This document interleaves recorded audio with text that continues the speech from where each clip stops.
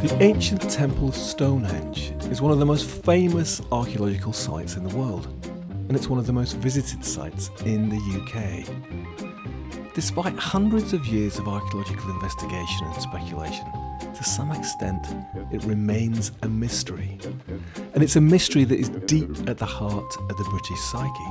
For Stonehenge has been a gathering place for thousands of years, and it remains a place where prehistoric culture, mainstream culture and counterculture interact and, at times, collide. Well, this is the Bureau of Lost Culture. I'm Stephen. Welcome. 40 years ago today, as I record this, an incident occurred near Stonehenge that saw the largest mass arrest of civilians in this country's history. Over 1,000 police, many in riot gear, some with their IDs removed so they couldn't be held accountable for what happened, clashed with a raggle-taggle tribe of travellers, hippies, and pretty peaceful bohemians, heading towards the stones with the intention of holding the free festival which had happened there every year since the mid-70s. It was a brutal collision. Women with babies were dragged from their mobile homes, others were pulled through smashed windscreens, their vehicles trashed, people were knocked to the floor unconscious. There were huge amounts of arrests, but in the end, virtually nobody was found guilty of a crime, although later the police themselves were taken to court and lost. But more on all this in a moment. For now, I'd like to say thanks to my correspondents of recent times: Jason, Ronnie, Chris, Reinhardt, Helen, India, Punk, Oliver and Kate. You can join them, join us, get the Bulletin of Lost Culture, hear all our stories and about upcoming events at bureauoflostculture.com. We've also now got a YouTube channel, Bureau of Lost Culture, where you can listen to these transmissions if that's your preference, and also check out playlists of all sorts of weird and wonderful countercultural and underground things gathered from across the world. If you've got any suggestions for inclusion, do send them in. But back to today. In this episode, I'm joined by Matt Pike. Matt has an official role at Stonehenge. He's a guardian of the stones, a guide to visitors, and the official writer in residence. He also has an unofficial role as social historian, archivist, gatherer of a huge amount of information, oral testimonies, and lesser known histories of the stones and the things that have happened around them.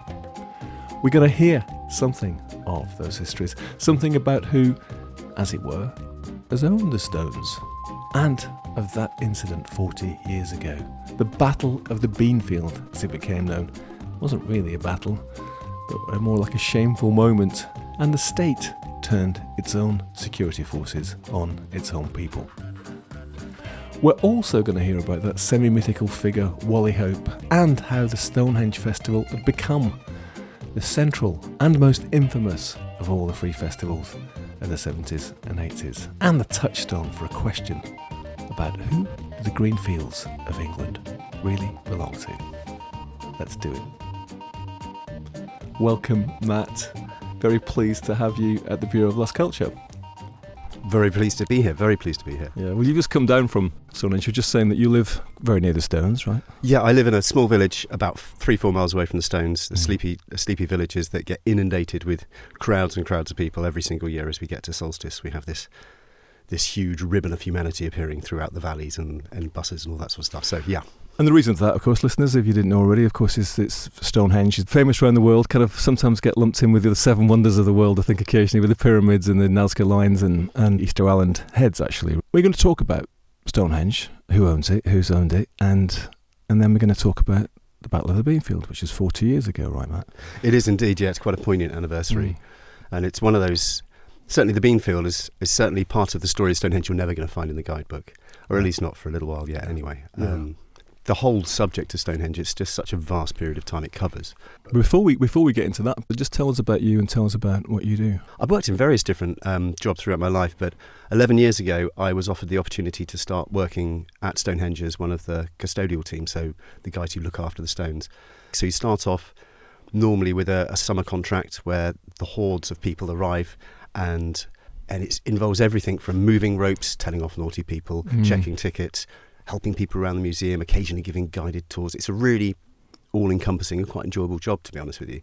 And it kind of got me, it grabbed me. And I've found myself, ever since I've started working at Stonehenge, I've met so many interesting souls, I've learnt so many stories, and it's really charged me as a person. I've sort of found a bit of purpose through being at the Stones. So 11 years on, that's deepened rather than thinking, I've done that now, time to move on. Or No, I'm there for the Carriage Club. Right. I feel like the privilege of standing around the Stones and the privilege of being involved hasn't worn off at all. If anything, it's got stronger. And as I've been there longer, more and more people have come to share their stories with me, or perhaps if someone maybe passes away and they have lots of pictures of Stonehenge or lots of newspaper cuttings, they increasingly find their way to me, which swells my archive and my knowledge. And about 5 years ago, English Heritage, the charity that is in charge of looking after Stonehenge, they started embracing a bit more of the more modern history and wanted to start telling that story.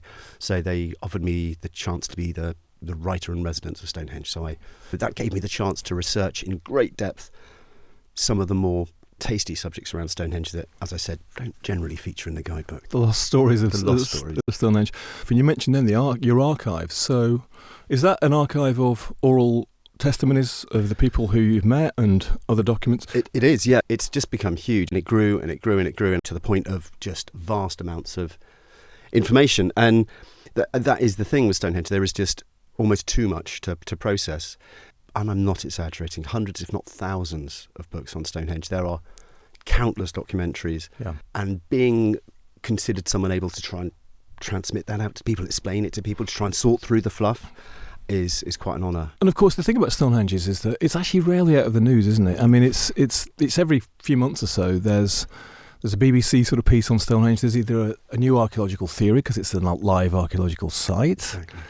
Or there's been the whole kind of kerfuffle and controversy over the bypass. There's this, for people who don't know the site, it's not far north of the A303. It's this very busy road across western England, isn't it? There was an article yesterday I was reading that said that they made an archaeological discovery. It's the second Stonehenge. It's the new Stonehenge. So it does sort of give a little bit of a lift to perhaps a slightly different story that maybe wouldn't get the attention if you drop Stonehenge in there. It's used to salt other more bland dishes. Absolutely. The new Stonehenge. This is the underwater Stonehenge. This is Greece's Stonehenge. I used to tease my colleagues about the fact if you could probably release a book called I've Sold Stonehenge, and you may well sell a few hundred copies before anyone's really even realised it. The brand, as they would say these days, is so strong. It's such a sort of iconic, and that goes both ways. So it doesn't just attract sort of commercial curiosities, it also gets a lot of conspiracies, and I always field as many slightly odd questions as I do sensible questions from people, and that's all part of it. That's part of the fun. You've got to embrace that. Really, from the deeply scientific and archaeological and astronomical,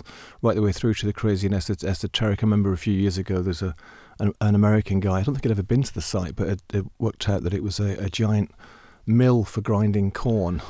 I've had so many different theories that have been given to, and it would be wrong of me just to sort of go, Puh. But that said, it is a humanity magnet. About 1.6 million people a year come to visit Stonehenge. It is one of the most popular tourist attractions in the UK, right? Absolutely. Yeah. There could be maybe 100 to 120 old coaches which will visit in a day. In a day? In a day. Oh my God. In a way, it's sort of, as you would say these days, gone viral, and its fame, it just propagates itself. So more and more people have heard it. More and more people want to sort of tick it off on the bucket list of things that they've seen. It's been an attraction, hasn't it, for many years? Absolutely. I mean, like hundreds of years, yeah. Hundreds and hundreds of years. So, good example, Samuel Pepys. He visits Stonehenge and writes about it in his diaries. He hires horses. He goes there. He has a day out. Takes some friends. Writes about what a lovely place it is. And it has been bringing people in for a really long time. You can go back to King James I. He went there on a little trip to have a look around. And I mean, the earliest sort of cast iron references that we get, mainly attributed to Geoffrey of Monmouth and his explanation of the history of Britain. And so you're talking around about 1138 AD. He was the person who claimed that they've been built by giants, right? That's right. Yeah, which of course sounds silly, but actually in the context of the time, given the fact that they're so big, the stones, how would you put them up? So it's not that crazy at the time. No, exactly that. He's creating a history, and he's trying not to upset the church as well. So he has to hold a certain narrative. Everything has to fit to a certain time scale. And yeah, some of the earliest references to Stonehenge are the giant's dance. There's this recurring myth about Merlin using giants to enchant the stones over from Ireland and bring them. The very earliest reference in Old English to Stonehenge, it's referred to as Stangenhengen. It says the hanging stones. It's such an icon and such a curiosity to people. It's interesting when you look at the maps of the area. There's so many footpaths and they all converge on this point.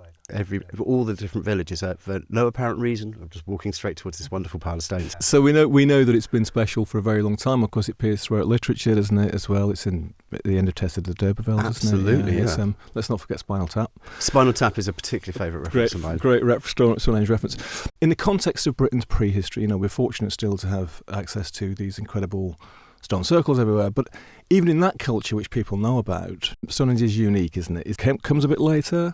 It's completely different scale-wise and also in its form. Stonehenge is incredibly advanced. It is quite late for stone circles. It has so many unique points to it. It's certainly the only stone circle that's still standing that has lintels. Maybe there were others, but they've been lost to us. Its orientation is so incredibly accurate. It's aligned for the sunrise on the longest day and the sunset on the shortest day.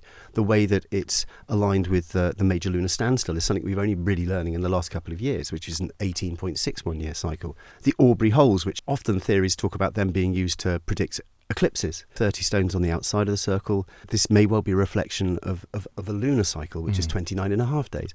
As much as it is this, and it has become this place of gathering, this place of celebration, this place of ceremony and ritual, scientifically, it's genius. But I took a chap called Charlie Duke around Stonehenge, and he was Capcom for Apollo 11, and he went up on Apollo 16. So he literally walked on the moon. And he was blown away by the fact that this is a scientific instrument. It's showing complete understanding of what's going on up and around us. People have lost that connection. It's very rare for someone to know exactly what time the sun's going to set or rise. It's when that's tied, those changing of the seasons, all connected as well to agriculture at the time. When you would plant the seeds, when the animals would mate. It's presumably it was completely embedded in people's lived experience, right? Exactly that. In order for us to live, we have to make life as easy for us as possible. And there's a time when it's great to grow things. There's a time when it's not a bad idea to think about mating. Stonehenge seems to be very relevant for that. On top of that, if you think of Stonehenge as a common meeting place, say you have your tribe of 60 or 70 souls up in London Way, and I've got my tribe down in the south. If we have a common meeting place that maybe once every year or two we make a pilgrimage to meet at this stone circle, to trade, to celebrate. Would you like to meet my daughter?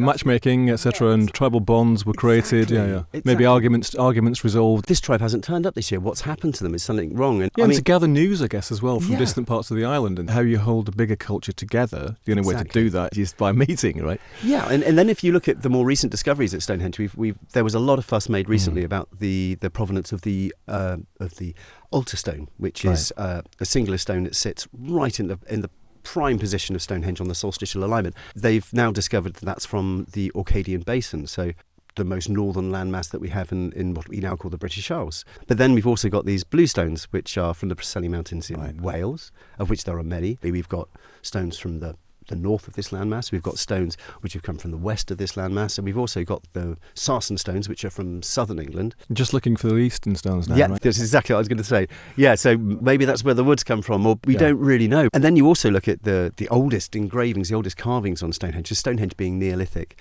is just as we're about to enter into the non-alloyed metals age, so where we've got copper and we've got gold. Shortly after that, obviously, we enter into the Bronze Age, where we're mixing copper and tin. And Stonehenge has got many, many carvings, which you can just about make out nowadays, and they are reflecting Bronze Age daggers, Bronze Age axe heads, and this amazing technology. So maybe as time goes on, they're meeting at this place, and these objects are being traded, maybe even made. I mean, the value in in bronze back then, not just the object itself, but the knowledge to make bronze is very valuable. It's like a secret alchemical technique which only a few people would know about, but so they would become highly valued in themselves. Right, yeah. Exactly that, and it takes nearly 500 years to travel its way across Europe to get to the Bronze Age. This is to get to Britain. In many ways, you've got such an advantage by having bronze, and like you say, the people who have this ability would be so highly revered. I mean, I've had the privilege of making bronze a couple of times, and it's magical. The molten metal that creates this like fizzing suns of light and sparks coming off, and then as you break open a mould and you see what you've got there, honestly, it's quite a powerful experience even now to do. So you could see that in terms of centuries newish technology, apart from its utilitarian value, having this sort of deeply symbolic absolutely value, right? The stones from the very far north, the stones from the very far west, the stones from the south, and maybe some stones, or some of the material came from the east. So you can imagine it's coming together to this sort of omphalos, this central point in these islands. Some of the theories in recent years have been that there was rituals to do with death. Talk about the landscape around it, because it's not just these stones which we're all familiar with. The whole area is enriched with archaeological sites, isn't it? Absolutely, it's teeming with it. That's I think that's probably the biggest takeaway. So many people who visit Stonehenge think it's just, I've got a T-shirt with it written on, actually, just a pile of rocks in a field. But it's surrounding 14 square kilometres of over 300 Bronze Age burial mounds, which all of them sort of vying for intervisibility or a clear view of Stonehenge itself.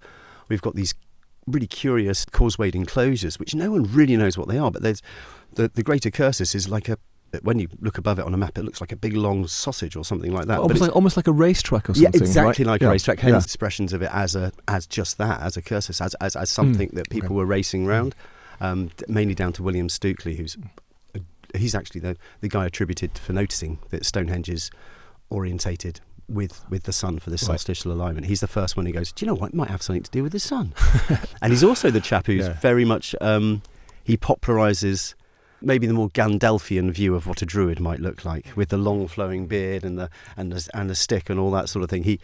You got all these things together. This vast landscape, people call it ritual landscape, with archaeological sites from different eras, which Stonehenge is kind of in the middle of it, and archaeologists are still coming up with new theories, aren't they? And there's Woodhenge, which is this other site fairly nearby. Are they linked, and in what way? And I mean, I sort of see, in a way, modern archaeological theories as modern myths. Some stuff that we know, I mean, you talked about the astronomical alignments, but we're guessing because there's no written records, right? Yes. So it's all narratives and stories and myth making, some of it underpinned by archaeology. That's a really wise observation, because I came into working at Stonehenge thinking that all of the archaeologists I spoke to were right. It took a year or two before I realised that they were all kind of peddling their own theory. But I went to a dig at Woodhenge, actually, which is a contemporaneous site to Stonehenge, a couple of miles away from it, and as the hint says, made out of wood rather than stone. So there's very little that remains of it, because wood obviously rots away. When I went to this dig, there was Professor Mike Parker Pearson, Professor David Jakes as well. There was Dr. Phil Harding from Time Team, all these very, very established people. And I went on my first day and I said, very, very excited, can you tell me what's going on? And they sort of came away from the trench and said, well, what I've got here is I've got a post pipe, and it's very interesting because it looks like it went very directly in, and I've never seen anything like this before. Fascinating. I was like, oh, that's really good, thank you. So I went off and I thought about that. And the very next day, as I finished work, I thought, I'll pop up and see how that dig's getting on. And I spoke to a different archaeologist, and I said, so can you tell me any more about this post pipe? And he went, post pipe, poppycock. And they went off and they had a proper row. And I go, who'd you been telling that this is a big? And ultimately, there's a lot of that with archaeology. Yeah, there's obviously hard and fast facts that they all agree on. But they rebuilt the visitor centre at Stonehenge about 12 years ago now. £27 million, all singing, dancing visitor centre, and they decided they were going to build a museum. But when you have a museum or an exhibition there, you have to decide which theory you're going to go with. Right. So, and they couldn't decide. So in the end, they went half and half with Professor Timothy Darvall's work about Stonehenge being a place of healing, a place of pilgrimage. And then he also went with Professor Mike Parker Pearce, who was all about it's the domain of the dead. And they both broadly complement each other, but they also massively disagree at points. they had to hedge their bets a bit. Right, and of course it may be that it was both at different times. Exactly. I mean, right, it's been around for a long time, so... Yeah, you're so right. And it just because it starts off as one thing, it doesn't mean it's going to continue that way. I mean, I went to see a band in an art centre, which was a church, up until like 20 years ago. Do you know what I mean? Things change. I lived behind Tate Modern, which was a power station, and there was an art gallery. Things have to evolve, otherwise they lose their relevance. And in some ways, maybe it's almost gone full circle with Stonehenge, where it became irrelevant for so long that it came back as this curiosity, and now it's got this huge sort of cultural pull. It's been, I mean, everything from advertising to protest, Yeah. And to put another piece in the jigsaw, Matt, before we head back 40 years to the Beanfield, answer me this. Who owns Stonehenge and who has owned it? That is a brilliant question. I spent a lot of time researching this. So ultimately, Stonehenge was owned by Amesbury Abbey, so owned by the church. That's about as far back as I can go. But then there's a falling out with Henry VIII and the church, and he decides that he wishes to take this particular piece of land, Stonehenge, away from Amesbury Abbey and give it to a friend of his, Edward Seymour. And Edward Seymour's sister happened to be someone that Henry quite liked the idea of marrying. By 1608, it's in the Washington family. So Lawrence Washington, he's the one who gives a private guided tour to James I. He's also the great-grandfather of George Washington, the first president of the United States. A bit of a grey area, but by the time we get to 1825, I know for a fact it was sold by the Marquis of Queensberry. And as in the boxing guy? As in the boxing guy. Father of Bosie, the Oscar Wilde's downfall. An evil chap. Very evil chap. Marquis of Queensberry, who sells it to the Antrobus family. So by 1860, we have protections coming in for monuments, and Stonehenge is one of the first 30 that are listed as needing protection, which then means Sir Edmund Antrobus, who has been quite enjoying having this pile of stones on his land that people picnic round, he suddenly has to start looking after it. He's getting negative press about damage being done to Stonehenge. The Wiltshire Archaeological Association are regularly visiting, saying, I saw nothing but sandwiches and cucumber rinds around the set, broken bottles, and it's a disgrace. So he gets more and more disgruntled. By the time you get to Sir Edmund Antrobus III, he's embracing the local Druidic community. And the next one, Sir Edmund Antrobus IV, he goes full-on Druid. He joins with a couple of MPs. He has the initiation ceremony at Stonehenge. In 1901, because the cost of straightening a stone is just too great, he decides that he will put a fence around Stonehenge and start charging people to come in, which is hugely controversial with the locals. But the cost of straightening the stone was nearly £10,000 for him. So this stone gets straightened by a chap called Gowland, and people watch, and there's lots of lovely photographs about it. But from that moment on, we have the enclosure of Stonehenge.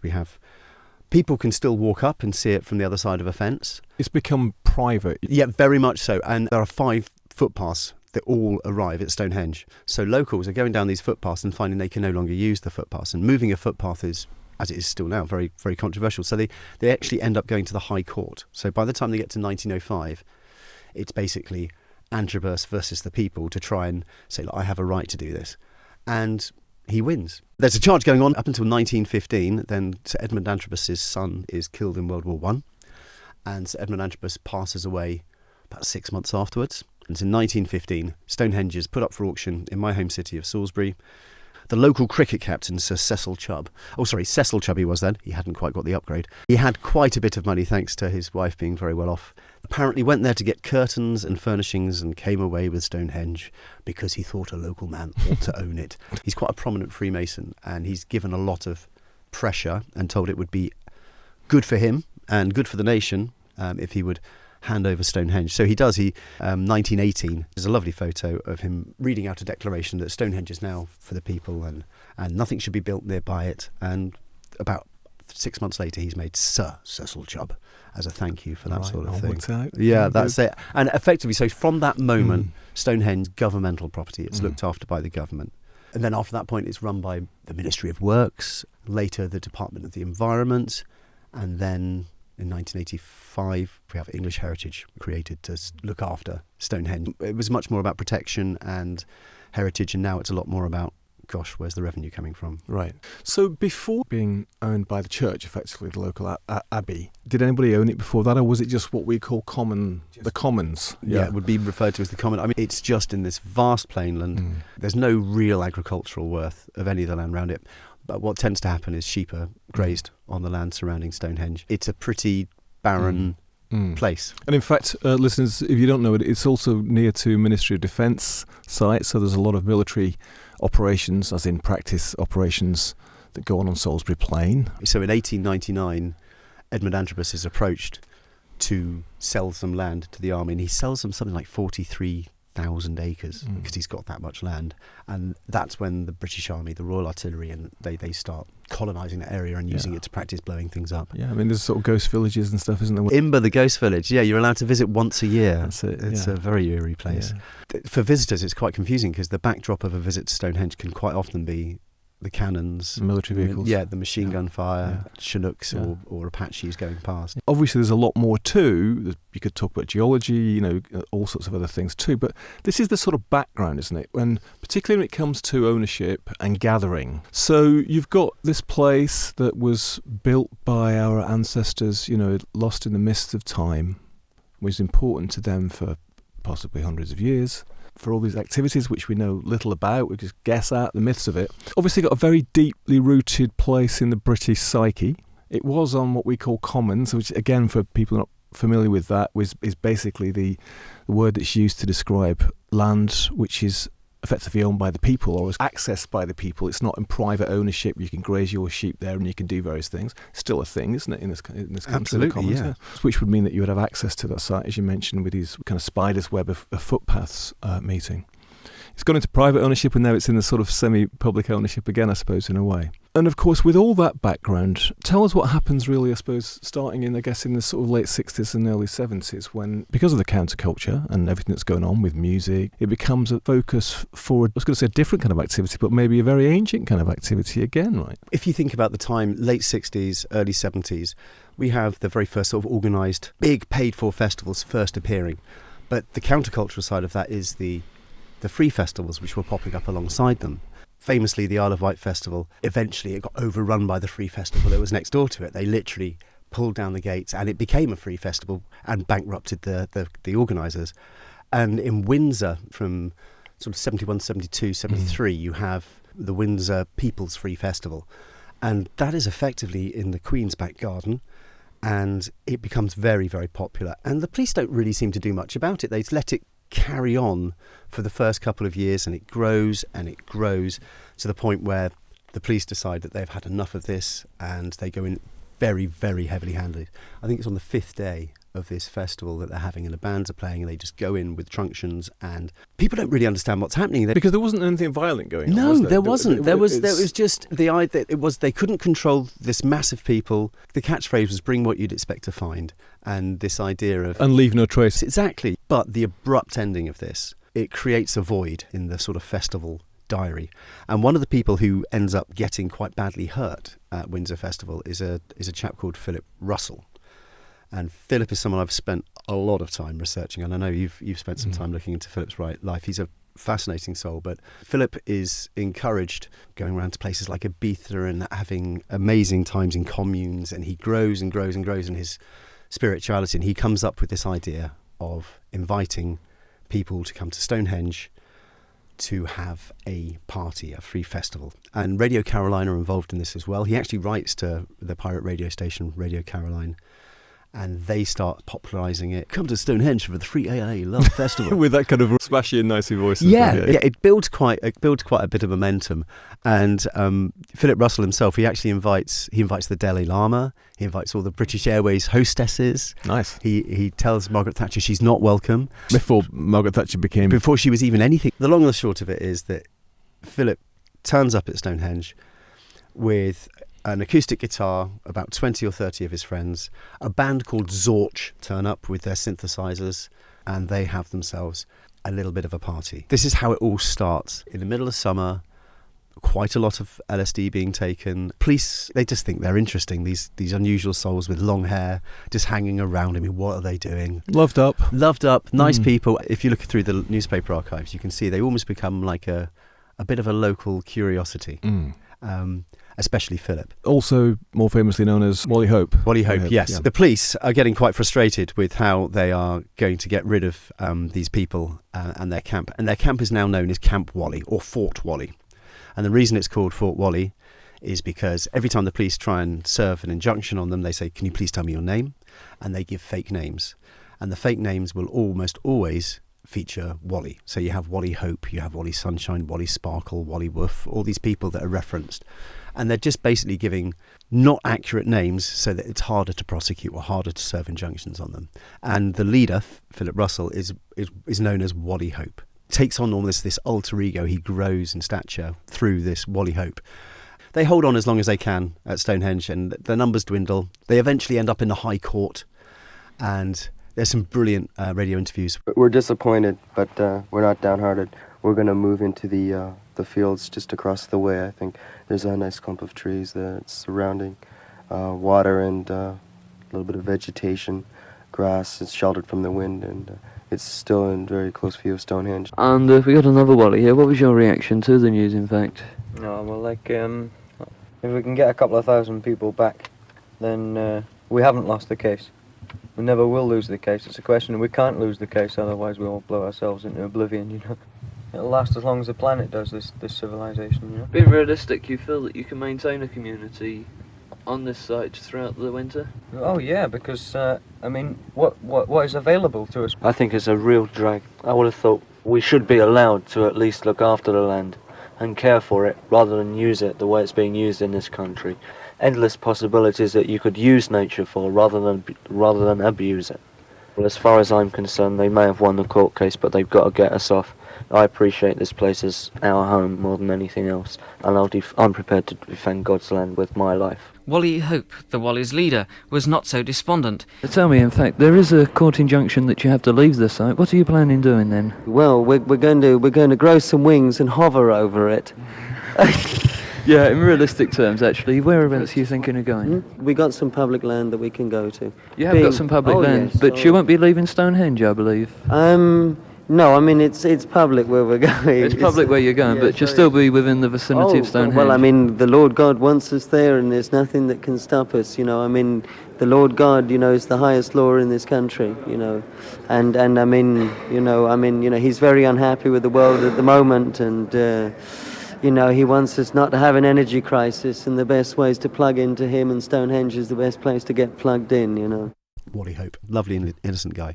But the authorities are starting to see him as quite a big problem. He's already actually served some time before the Free Festivals. He was the very first person to be arrested by the Wiltshire Drug Squad when he was about 17 years old. And he was caught with a quantity of LSD on him, dobbed in by his mother. Thanks, Mum. She decided to go away for 2 years when he was 16, leave him with an allowance. Came back 2 years later and said, "How you been, son?" He went, "I've been great, Mum. I've been doing all this art while I've been taking acid. What do you think?"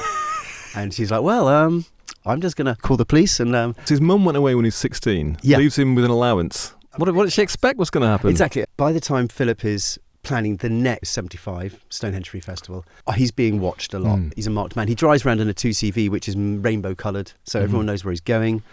And ultimately, he's arrested at a squat in Amesbury, and either somebody else had some LSD with them or he had some with him.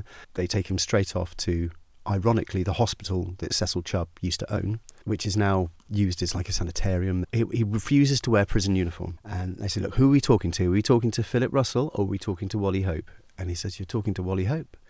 And they use that to argue that he has multiple personality disorders, and that's how they end up sectioning him and giving him what they refer to nowadays. I think back then they referred to it as the chemical kosh. Very powerful dose. Is it Largactil or something? Yes, it was. Largactil. Yeah, right, that's exactly right. Which again, listeners, is the generally regarded as the thing which knocked Sid Barrett over as well. That's right. At the same time. For want of a better way of putting it, this sun-worshipping, sparkling human who really has an energy that no one can deny. When he is eventually released, 2 weeks after the 75 Stonehenge Free Festival was meant to happen, so he misses it completely. He's scared of the light, he can't bear the light, he's stumbling around, and he's actually sent to live with a chap called Dr. Hatfield, who helps look after him. And while he's staying there with Dr. Hatfield at Ongar House, just a few weeks after that, he chokes on some food and he's found and passed away on the kitchen floor. Or he almost, through that, becomes almost like a martyr. Everyone can see what he's been through. Everyone knew what a beautiful soul he was and how he was made an example of. So when we get to 1976, when the Free Festival at Stonehenge is happening again and it's gathering momentum and there's more and more people there, his ashes are sprinkled around the centre of Stonehenge. Penny Rambo, this is, people may know of Penny from Crass, activist, musician, poet, one of Wally Hope's best friends, actually. Penny thinks that it was something much more sinister than choking. He thinks it was, possibly murdered, but and also is still to this day is incredibly angry and gets very emotional when he talks about what happened. He told me the story about Wally turning up at Dial House where he still lives, and he said that he was a weathermonger. He could change the weather. I don't know whether that's true or not. I don't know, but they certainly believed that at the time. So he was this remarkable person, and of course he started this thing. He dies, and then it sort of, kind of, maybe in a way, because of his contribution, because of the affection that he was held in by people, it keeps going. It gets stronger and stronger, and there are many, many other free festivals, but Stonehenge seems to, at this point, become the central point of the festival sort of scene. As we say, there's always been gatherings happening around solstice, but the police don't seem so worried about people gathering at Stonehenge. People are left very much alone. It's a live and let live situation going on. They're not causing any trouble. It's only for a couple of weeks. That seems to be fine for a few years. I mean, I grew up on a farm not that far from Stonehenge, and I can remember the tension as we got closer to solstice with the farmers. They would put ploughs across fields and stuff like that, just to try and make it so that, we don't want them camping there. Last time they were there for 4 weeks and they left it right open. The mood starts changing. And it's worth pointing out that in the early sort of 74, 78, most people are turning up in tent, and then we get this changing to vans and coaches and living vehicles. Exactly that. It goes from being a few tents in a field and acoustic guitars to being a convoy, a mass of people moving. And because of the way that this whole series of festivals work, that convoy would move from different places. And as time goes on, it's not just the festivals, it's the protest camps that start to pop up as we get further and further through the 70s and into the 80s. And then we see things like the peace convoy coming up as America decides that it wants to place some nuclear missiles in the country, and CND starts gathering momentum. And prior to this, it was bands turning up, some of them very well known. Hawkwind, of course, year after year after year. Yeah, Here and Now, Doctor and the Medics, and all sorts of bands, and local bands as well. It was their big chance. We're going to play at the Free Festival, somebody would come, set up the generators, for the sound systems, and it would focus, I guess, on solstice night and sunrise, the moment when the ritual of it comes together. Yes. Obviously, a lot of people bombed out of their boxes. Yeah, exactly. There's music going. There's all sorts of crazy stuff going on. People are arriving from like the 1st of June. It's from the first. Generally, it's about a month. By the time as we get into the 80s, it's a month-long festival stroke party with quite a lot of organisation. There's bin zones. There's welfare tents, loo pits as well. Well, that's the other side of it. There were official loos and there were unofficial loos. And there were children's zones, there were medical tents. It was beginning to take quite an interesting shape, despite the fact that without fail, almost every year, the authorities would, you can't go into that field, so they go to the field next door, or you can't go there, so they go to a field around the corner. A game of cat and mouse with the leaders of this. And that said, when I say leaders, we have a few spokesmen. We have people like Sid Rawle, and we have people who are the go-to spokesman, but it's a group of people who are just almost nomadic and with a pattern of places to go to. Got this, you talked about the peace convoy, and there's what became known in the press as the New Age Travellers, which in fact was a sort of coalition of kind of tribes and of traditional gypsies or tinkers, that lived as effectively a transient on the road type lifestyle. And you've got people from the 60s who'd sort of gone wild in the country and sort of stayed that way, living it that way. And then you've got a new generation of people, rave kids, from the cities coming out as well, all mixing up together, right? There's that beautiful period where it all seems to be coalescing together. I mean, it doesn't stay like that for very long, but that soup of humanity gets slightly more toxic as time goes on. Bad actors get involved too. Bad actors get involved. Certainly the rise of the harder drugs, when we start seeing things like heroin coming into the community, and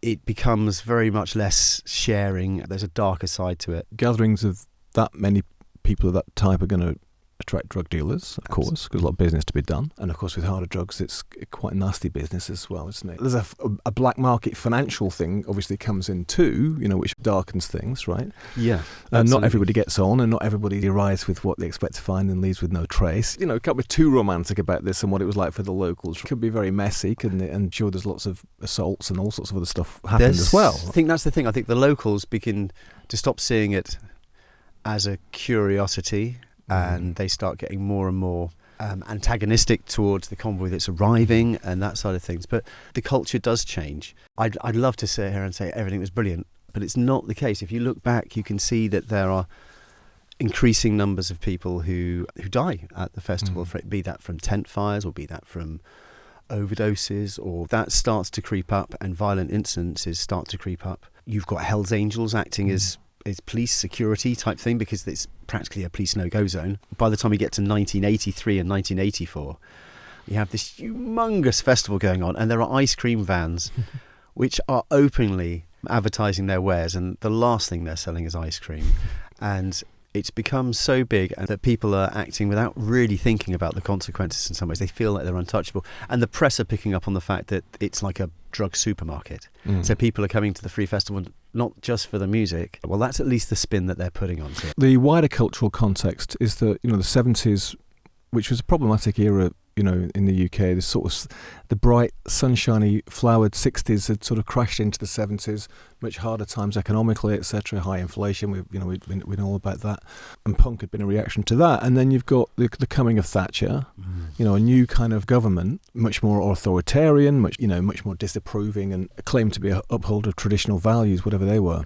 So you've got that in the background too. You've got the miners' strikes, social issues in the background too, haven't you? Yes. And these people, what was called the New Age travellers, and they start to get demonised in the press. And I've heard it all before. The scroungers, they're kind of bloodsuckers. They're living off the hard-working taxpayers. You can sort of see that both directions. They are demonised as well, aren't they? And so it's difficult to actually separate out the dark stuff that was generally going on, and then the spin, the propaganda that was put on it by this kind of right-wing authoritarian government and media, right? If you go through the newspaper archives, you really see that. The references to hippies, dole blodgers, they just tune in all summer long and they don't do anything. That's the way it's presented in a lot of the mainstream press.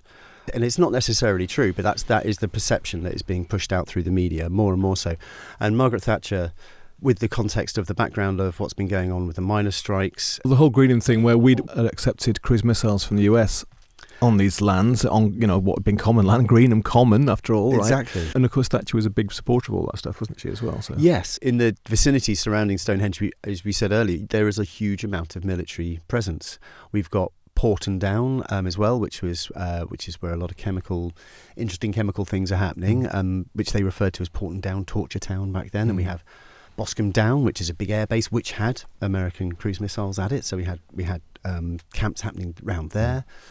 The tension is growing, the animosity is growing, and the government at that time were worried that they were losing control in a way that if they didn't rein it in at some point, where would this ever stop? If you're a 19, 20-year-old and you're thinking, well, what shall I do? Well, there's no jobs out there. There's not much going on this summer. Why don't I just jump on my mate's bus? And, and you could see how it would be attractive to I'm skint. people. I've got no job. There's no jobs around. I've got no money. Exactly. But I can scrape together a bit. I can hitchhike down to Stonehenge and have a lot of fun, This groundswell movement towards the sort of Timothy Leary tune-in, drop-out type thing, a version of that. That's always been threatening to the mainstream culture. I suppose you've also got, just to add in, maybe concerns from the archaeologists that you've got this kind of ancient heritage site, and it's crawling with hippies and people standing on stones and, blasting out loud music. And I suppose there was some genuine concerns about that. Certainly by the time we get to 1984, things have gone crazy at Stonehenge, to be honest with you. It's spilling into many different fields. There are 4 people who are killed in accidents. There were stabbings of members of staff. There's one poor chap who's doing my role. He ended up getting stabbed twice in 1 year, just right. Looking after Stonehenge. As a sort of detail, at this point, it was ringed off. You couldn't just wander in the stones, right? No, you couldn't. At that stage, the authorities got so desperate, they'd ring Stonehenge with razor wire, not just barbed wire, razor wire. There's lots of images you see of people stood outside the razor wire trying to get in. Sometimes they manage to get through the razor wire, but yeah, by the time we get to 84, it's all happening around the stones, but there's 3 stages, a vast amount of people, read estimates of nearly 100,000 people visiting over the period. It's got to the stage where the beautiful burial mound, the Cursus Barrow group, this ancient Bronze Age burial mound group, they've discovered instances of them being dug into and used as latrines. The wood nearby, Fargo Wood, which is again really historically significant, it all practically been destroyed for people foraging firewood to feed their fires. So you've got all this stuff happening on the positive side and the negative side, and the local individual side and the sort of state side. Basically, the state decides this has got to stop. Yes. And that's really where we come to, isn't it, with what happens next in terms of the Battle of the Beanfield. But it's also in the context of this change in the ideals of policing. How are we going to deal with these things? And that on the back of the miners' strike and the use at Orgreave, where they're quite literally charging using horses into people and using very, very heavy-handed techniques to try and control groups of people. And also another thing they do at Orgreave is they manage to get everyone to a field and they contain them within this field, which is a tactic the police hadn't really used before. Is this what kettling is? Exactly that. You know, looking at the archive today, it's quite shocking. This is the state unleashing its own security forces on its own people. They other them first through the media, you know, whether they're miners or whether they're the New Age travellers, etc. And then the restrictions are off. And it's like, right, boys, go in hard. There is footage that you can find online of what unfolds. Very uncomfortable watching. This is change in tactic. Now, the National Trust, who own the land that surrounds Stonehenge, and English Heritage, had released a statement late 84 saying there will not be a free festival in 1985. There will be no Stonehenge Free Festival. Release it in things like Melody Maker and NME in the hope that people would read this and follow it. But as we get closer and closer to the time, it becomes, we can see the convoys are making their way roughly towards Stonehenge. And if they're not going to go to Stonehenge, they're going to be nearby somewhere.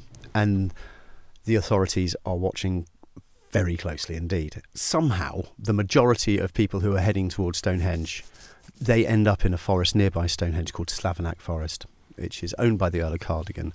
It's about 9-10 miles away from Stonehenge itself. The government at the time had placed an exclusion zone around Stonehenge. They have said that no one is allowed within 4 miles of Stonehenge. But anyone who looks like they might be a bit of a hippie type or something like that, they would be stopped and have a bit of a word with them. The police were determined to deal with what they saw as a menace to public order. The manner in which they travelled around the country was threatening, in the sense that they travelled in a convoy of generally older vehicles, some of them quite heavy vehicles.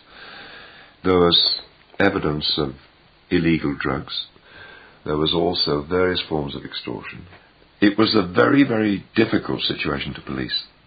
A confrontation between the police and the travellers ended in violence and Britain's biggest ever mass arrest.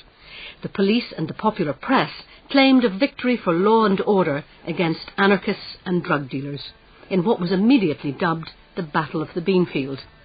Among Britain's alternative community, the phrase became a byword for police brutality. Ben Gibson, a photographer working for The Observer, is clear about what he saw. I've been a photographer now for 25 years. I've covered wars in Somalia, in the Gulf. I've covered communal riots in India. Yet despite that, there's something about the Battle of the Beanfield which I can never forget. Communal violence in India or wars and things are not quite as shocking because you're in the environment where you expect those things to happen. This was an event that took place in the middle of a beanfield on the middle of the Salisbury Plain. To this day, only one thing is agreed, that groups of travellers came together and set out in convoy from Slavenack Forest, where they'd squatted a campsite. From then on, accounts and interpretations differ. A convoy of maybe 400 or so people based at Slavenack Forest on the eve of what we call now the Battle of Beanfield. That happens on the 1st of June. The police are watching very carefully. They actually call a briefing. They get all their officers together and they explain that they're going to be carrying out an operation in order to stop the convoy in its tracks. They start to tail this convoy. There's a helicopter following them. This convoy makes its way down the road. Intelligence is going on, and they're effective that they pick them off one by one if they can. So there's a point where one of the trucks breaks down and 10 trucks behind it are stuck. So they wait for them to get out the rest distance of the rest of the convoy, and then you go and jump on these trucks, search them, arrest them. So they're slowly thinning down the numbers. Arrest them on what basis? Very interesting ones. They had a set 3 questions they would ask them, basically, and they would get their name, they would get their registration plate, and then would get them to move on in a different direction. If they refused to do so, then that's when they would start arresting them. There's footage again online of someone being arrested. This person's just sat in a corner on a hedge, and I said, "Can you please move on?" It's like, "But I'm just sat down. You're causing a disturbance." "No, I'm not. I'm just sat down." Yeah. "You come with me, young man." A huge amount of police from various different sectors. I think 4 different police forces at least were used. They effectively funnel this convoy of 400 plus people towards a place called Cholderton. In front of them they see these gravel trucks which the police have arranged, and the order is the moment the convoy arrives, the gravel trucks are to dump the gravel on the road. There's nowhere for them to go. They become completely sort of trapped. They're pegged in. They've got police at one side of them, they've got gravel at the other side, and people start to panic. The police make the first real move here because they go down this row of vehicles and they start pulling the drivers out of the vehicles, just pulling them out. Many of the front windows being smashed, but they're pulling out the drivers and they leave the passengers inside the vehicles. As these people are processed, the passengers start panicking and start wondering what's going to happen. And there's little kids, babies, in some cases babies, toddlers, old people. It's not hardened ravers. They're not there for a fight. They're trying to get away, effectively. Helen Hatt, a children's entertainer, then aged 19, was travelling with friends in a converted ambulance further back in the stationary convoy. I just sat there and watched this tide of policemen with truncheons smashing windows coming towards me, thinking, I'm just going to give up straight away. I don't know what's going on here. One of them leapt onto the bonnet of my ambulance and he struck the windscreen in front of my face with his truncheon, and the truncheon hit the safety glass of the ambulance and bounced out of his hand, at which point there was a policeman at the side of me and he's screaming, "Turn off the engine and give me the keys, turn off the engine and give me the keys." I pulled the window open and he reached in and took the keys out of the ignition, at which point he's got the keys, the engine stopped, he let go of me. I thought it was all over. At which point I realised how wrong I was, because the passenger side window was smashed in all over me. The guy was back on the bonnet, and this time he was using the end of his truncheon, not the tip, trying to smash the front windscreen. My instinct was to put my hand up against the windscreen, which I think absorbed some of the blow so it didn't smash again. He went over to the other side of the windscreen, at which point I got closer to the passenger side, and a copper outside reached through the window, took hold of my hair and tried to pull me through the window he'd just smashed. But the window itself was about 18 inches by 2 foot high, and I didn't actually fit out of it. And I just kept screaming at them, "Just tell me what you want me to do, just tell me what you want me to do and I'll do it." And I didn't stop screaming that until my friends had opened the back door of the ambulance, and a copper came running up the aisleway and grabbed hold of the other side of my hair and tried to drag me towards him, at which point the one on the outside thought I was struggling to escape.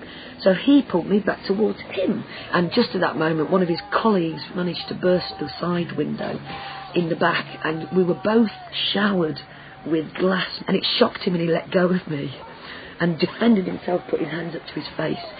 After that had happened and we were both just cowering under this hail of glass, and he was shouting to his colleagues outside, "Stop, stop, stop!" And he looked at me and he just saw the look of terror in my eyes, and I saw the look of terror in his eyes, and we had this moment of being 2 human beings that just wanted to get out of there really quick. And we shot out the back door, and then when we got outside he let me sit down on the back step of the ambulance, and I was shaking, and he says to me, after all of this, he says to me, "Are you all right?" And he gave me a cigarette. There's a wooden fence to the right of them, and somebody grabs a saw, somebody else just drives straight through the fence.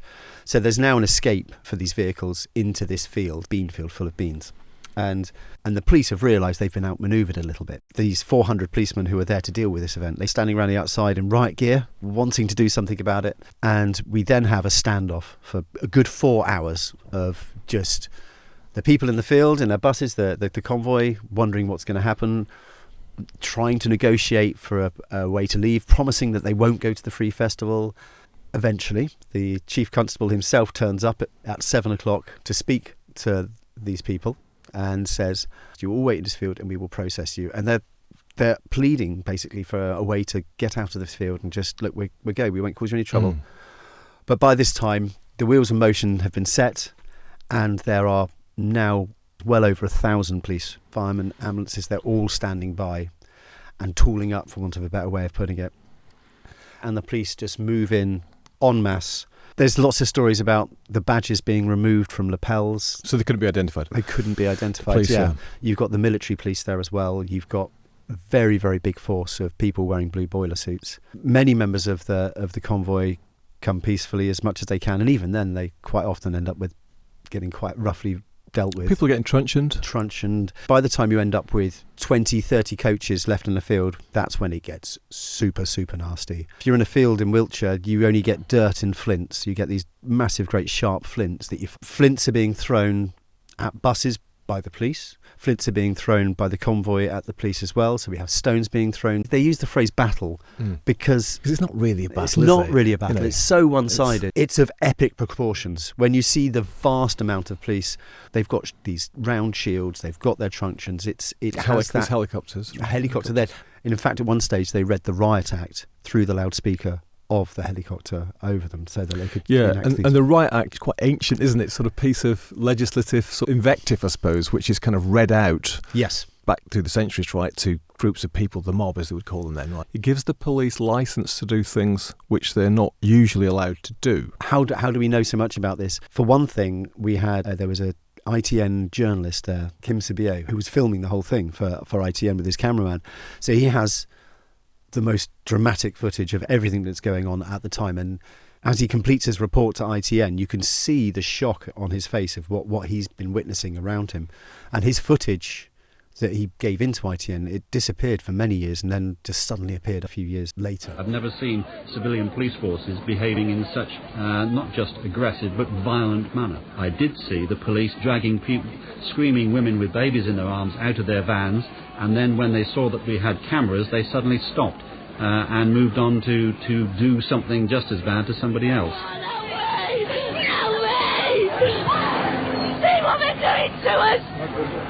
And it sounds as if I'm some sort of radical who believes that the police do everything wrong and everyone else is innocent. I don't, but I am a reporter who had to. I'm saying what I saw on that field, which actually shocked me, because I saw police officers doing things I have never seen civilian police officers doing in my entire career. Even in Northern Ireland, have I not seen police officers acting in this aggressive, violent way towards what were then people who had not been arrested and were simply trying to get off a field. The vehicles themselves are searched, are smashed up. And many of these were these people's homes. Yes. And some of these vans are beautiful as well. They're pride and joys. It was the largest mass arrest of civilians in British history. That puts it in context. Yeah. Right, the largest ever. And it's a very dark episode in our British history, and it's one that isn't really discussed very often. And the fact that we're coming to this on this anniversary just brings its relevance back. How this innocent, beautiful thing that started was sort of brought to such a brutal end. Over 500 people arrested, as you say. Where are you going to put 500 people who are arrested? So they don't know where to put the children. So I've interviewed a couple of the magistrates who are involved with the processing it. They sat for like 16-hour-day court sessions for 3 days just to get through it all. So you end up now with a core of people who are in jail, the core of the and the ones who have managed to escape, they sort of lick their wounds and they go back to Slavenack Forest again. And the Earl of Cardigan, who happened to be following the convoy, he has witnessed the entire incident. He was called the hippie lord. Yeah, bless him. One thing that did bother me and disturb me at the time is there were a couple of teams amongst those police who were going through the wreckage of these broken vehicles, who were going into each vehicle fairly systematically, and at least one of each group had a sledgehammer. They were going up to the dashboards of these vehicles, and with 3 enormous blows, just reducing the dashboards of these vehicles to powder. Did you speak to them like this? No, I wasn't about to tell an upset police officer what I thought his duty was. At least when he's clutching a sledgehammer and he's got 3 colleagues with him, trying very hard not to take sides. I was just a riveted observer. But I did see mindless vandalism going on by the police, deliberately trying to make sure these vehicles were never put on the road ever again. They were people's homes. They weren't recreational vehicles, and people lived in there. People cooked, people slept, people ate.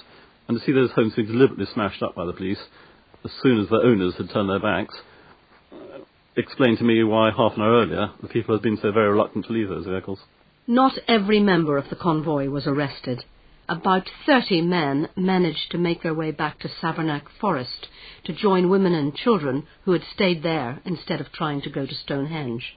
The police sounded me out to see how I'd feel about, and to use their own never-to-be-forgotten phrase, they wanted to finish unfinished business in that campsite, stacked as it was with the women and children. Having seen what I had seen 3 hours earlier, I said to them, that's an appalling suggestion and I can have no part of it. Lord Cardigan was called as a witness in subsequent court cases brought by the police against members of the convoy and by members of the convoy against the police. Of the 420 arrested and charged, almost none were convicted. No one was charged with the theft of petrol. 16 convoy members sued the police for wrongful arrest and damage to property. They won their cases and were awarded damages, thanks in large part to Lord Cardigan's evidence. I said then, as I'm happy to say to you and to anyone else in the future, exactly what I saw that day. A lot of people were very unhappy with my account. Obviously the police, many of my peers, right-wing newspapers like the Daily Telegraph said that my account was quite appalling, even though it was later supported in court. But if you've ever seen a policeman with his numbers covered up, or even 2 or 3 police officers with their numbers covered up, truncheoning on the head a woman who was at least 8 months pregnant, that changes our view on a lot of things. But you were seen as a sort of class traitor? Yes. Didn't any friends at all, but I saw what I saw. This is quite important because actually he's, in a way, somebody who you'd expect to be completely on board with what the government's been doing and what the local protests against these people and stuff like this, because he's posh, rich landowner, with inherited wealth, aristocrat and all this stuff, and yet he's 100% behind the convoy. They were staying in his forest the night before and he didn't really mind about that, and he offers them a chance to stay and lick their wounds at Savernake Forest. I think they end up staying there for 10 days in the end, and he was really affected by the brutality of what he saw, as were many other people who were involved in it. Many locals as well, but even some of the people who weren't happy that these hippies and ravers were descending on their area were shocked beyond belief by how they were treated, right? The local community did see them sort of leaving the area. They saw this ragtag group of people who were broken, and they were trying to help them in many occasions. There's a gentleman called Les Vaughan, and he was employed by the National Trust and he was employed by local farm owners to move the peace convoy on if they ever turned up on farmland. That he ends up being accused of planting the idea that there were weapons at Beanfield. Apparently he tips off the fact that there is a firearm somewhere in the convoy, which the police then use as an excuse to use even more heavy-handed tactics. It's worth remembering at that time the police had lots of double agents. They had lots of plants, members of the peace convoy who were informants. There's no doubt about that. I've interviewed someone who was involved with the security at Beanfield, and he told me that there was one vehicle in particular that was left alone because they all knew that that's where the informant was. I think also when you see the archive footage, probably shot by the ITN journalist actually, you can see that the police are up for it. Obviously not all of them, we're not going to tar them all with the same brush, but there was some very enthusiastic state violence going on, way beyond the pale. Without any doubt, and you got all these years it's been building up. We're going to get them now. It's payback. It's payback time. It's exactly payback that. time. It's payback time. Payback time. Yeah. In fact, they end up a few years later, by the 24 of the victims of Beanfield, suing the police for the treatment that they had. I think in 18 out of 24 of the charges they proved that they were innocent, and who successfully argued their case that they had been treated abysmally and won in court, in the High Court of all places. A kind of Pyrrhic victory, I suppose, the moral victory, I suppose. But I think also, in terms of what happens next, the government sort of seems to regard it as somewhat of a victory because, there's more crackdowns on public gatherings. Then you get the Criminal Justice and Public Order Act. That's a bit later on stuff. Which was cracking down on raves and things. And I think that it's kind of watershed, isn't it? Not just in terms of the specifics of the Stonehenge Free Festival, but in terms of what I would see as the kind of erosion of ancient public rights to land, actually. And it's almost like a catalyst for a changing of attitudes towards that type of thing, clamping down on people gathering. Quite right, as you say, as we get into the 90s, we get into the Criminal Justice Bill, and the whole rave generation, and it all starts again, but in a slightly different way, with people popping up in disused air bases and having huge, great parties. That there were still people from that period with the movers and shakers from the peace convoy entering into sort of like the rave generation, and it carries on. Well, I interviewed Mark from Spiral Tribe, and he talks very much about that. Wonderful. The kind of this new generation of kids coming forward. You know what I mean, with the old ravers. Let's talk about it in terms of.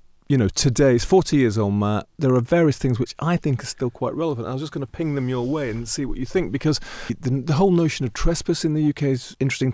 And in Scotland, where I spend a lot of time, of course, we've got the right to roam. You can basically go anywhere you want to, with certain restrictions. That's a rarity, though, isn't it? And the ability to gather in public festivals or even protest, that has all been impacted, hasn't it? I mean, as recently as 2022...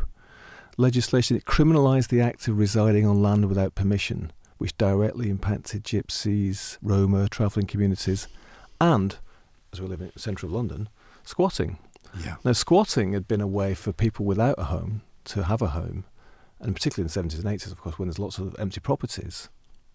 It was a way of using resources that weren't being used, right? Yeah. Now that's become completely illegal in the last 3 years. No, it's terrifying, really. The erosion of rights like this, and it happens sort of drip feeding way, and if you don't notice, right, it's gone. You could look at the Windsor Free Festival and the Stonehenge Free Festival, and the way that there's a definite erosion of what people can expect, and sadly, as you say, it continues now. Like when we were saying about the criminal justice bill, the idea of a group of more than 20 people and repetitive beats, that's frankly insane. This repression of gathering and protest. Protest is democracy. You've also got, I would say, you talked about informers, but at the Beanfield too, there was surveillance, or what we call now surveillance society, kind of really got going, didn't it? Revved up. The issues around the right to privacy as well. Right? Yeah. I'm not saying it's all to do with the Beanfield, but I mean, it represents some of these tropes that have become part of, where we're at now, right? No, 100%. You've got all the ingredients of what is kind of like our modern world now, which are just beginning to start. So we've got surveillance, we've got people who are literally informing, we've got people who are just trying to express their freedoms and their rights. You've got another side of it who are trying to stop that happening, trying to stop that power, and you end up with two cultures sort of butting heads, and in the end, the authorities, the more powerful, just squashes down, and they do that through the press. They do that through looking back after these 40 years. You look back and you think it seems so much more obvious now to see the way people were being manipulated to how they should feel about this. Yeah. And to the stage of where the day after the Battle of Beanfield happens, all of the newspapers are full of, great victory against the great unwashed, and this idea of they just don't seem to understand. For the want of something else goes me or you. These are your kids too. It's also something which gone back through the millennia as well. There's traditions there. They're actually very conservative traditions in some respects. The media, representation of these people, demonisation of them. Well, that's still with us. It's moved on to other groups now, isn't it? Yeah. So, illegal migrants is the sort of latest, target for the media. The window moves, and they just focus on something else. It's all still quite salty and relevant, man. I know you've been digging deeper and deeper. You're uncovering stuff still about it all.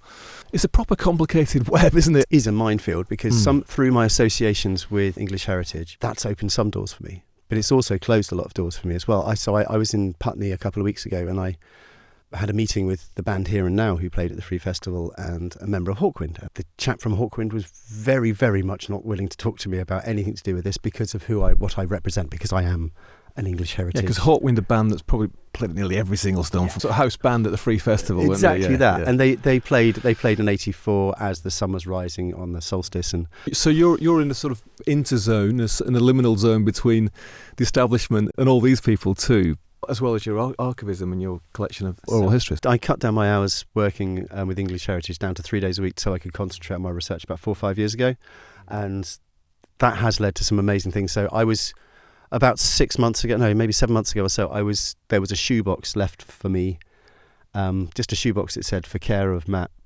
and when I opened it up, it was full of Wiltshire constabulary evidence files from the 1st of June 1985, the date of Battle of Beanfield, and I'd never seen any of these images before.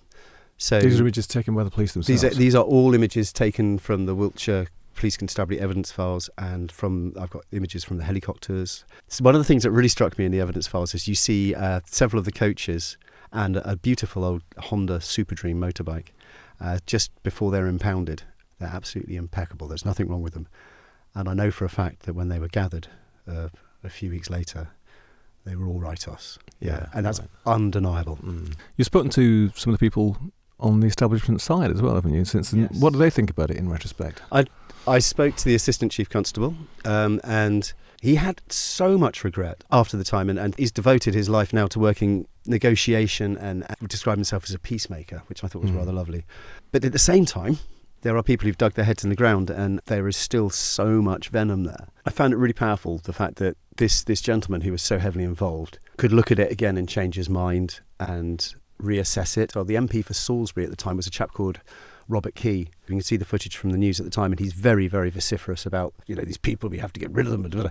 And years later, I interviewed him, and he had such regret about what happened on the day of Beanfield, and he himself felt affected by what had happened that day. It's very easy to take it out of context. I do not defend any of the actions of the police. In some ways, the peace convoy, there was trouble. They had an incident where there was a crossbow fired into a staff room window. When I started working there 11 years ago, we still had 4 riot shields in the staff room, just in case.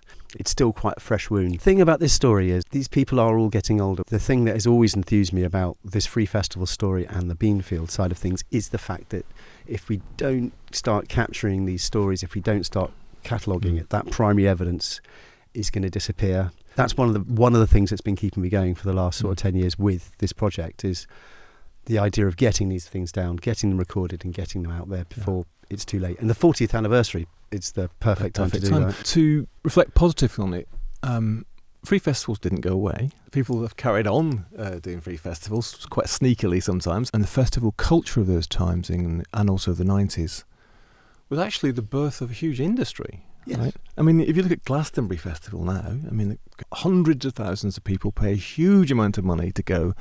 You've got these massive bands from all over the world. It's a big corporate affair with sponsorship and cash point machines, and you've got a huge industry in this country which came from this culture. No, it's the counterculture going mainstream, and what's often the case is that stuff which starts off as countercultural, and it may be artists moving into squats in rough down at heel parts of cities. 10 years later, the estate agents moving because they've been gentrified.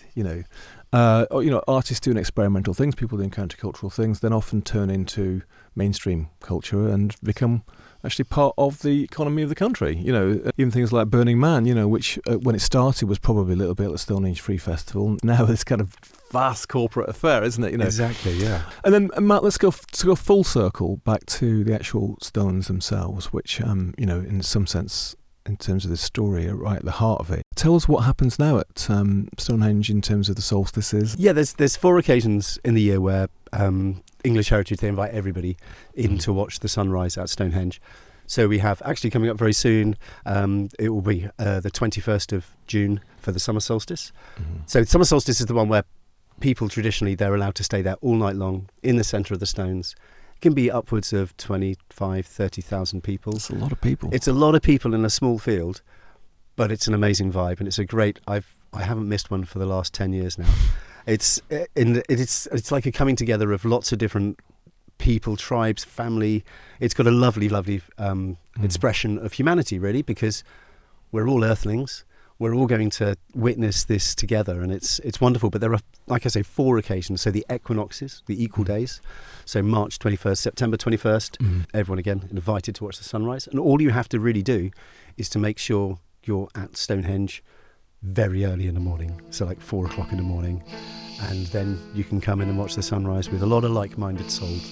Matt, thanks very much for coming to the Bureau of Lost Culture. My pleasure. Thank you for inviting me.